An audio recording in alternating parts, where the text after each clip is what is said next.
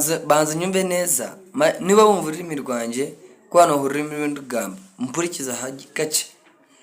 Narwayeho umwaka umwe n'amezi 8 maze narwaye baramunzi kuzimu nakwanya umushambwa n'ubuhamya burebure mbukugiriyemo sinabumarayo none ahangaha. Ariko nakorera Lucifer yanumaga guteza abantu impanuka, kunywa amaraso, gushaka amaraso y'umwuka witwa mamo,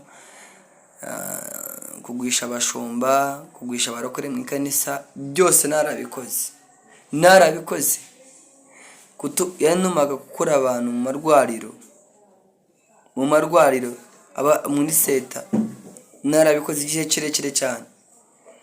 Umwaka umwe n'amezi 8 nasanze nyuka basugokoruza nakiyita ku gitebe cya Satani. Lucifer ndamuzi, yaradutumaga twamukorera, ariko ajyaga kuduhemba akadukubita akatubonabonesha. Umunsi mwari ari umusore w'umusaza Afrika yari Sudan ari yabwirizayo adutuma ngo tujye kumwica. Tugezeyo turaranirwa, bohereza umushambwa wanyishe, uragenda uramubesha ajya gukora icyaha nawe uramwica. Uwo munsi nagira amahirwe kujya muri Gehena. Nsindi mukuru cyane, ndi muto, imyaka yanjye byo bajya bavuga ngo imyaka yanjye kwemerera korokoka, ariko ni cenga tekereza muri Gehena nijiyemo.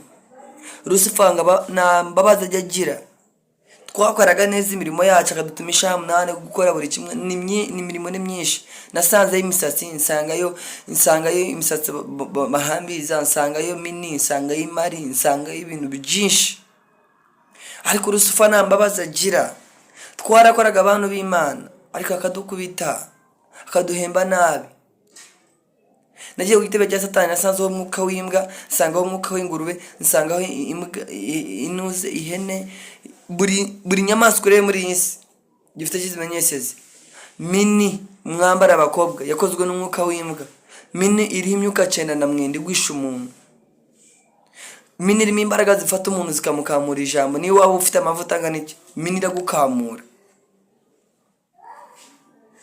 Ibintu nkubwira ndabizi neza. Nta mukobwa ushobora kuba wambara mini ngo ubusambanyi bure kumufata. Ibyo barakubesha, icyo ni ikinyoma. Urasambana, ubyirinde ukwezi kwa mbere kwa kabiri ukabikora. Iyo ni imbaraga iri kuri mini. Ariko mwarokotse, ndahendera n'ijambo ivuga ngo rokoka. Ubuhamya mfite ni burebure, sinkunze kubuvuga. Natangiye igihe narikundaga, mfite data nubye na account yanjye imwe mukayireba, ndi mu nka zanjye, ariko njya mu by'abasore namwe nkuko mubizi. Ariko nabonye ubuzima, ngubwiye ibintu bimbayeho wakumirwa.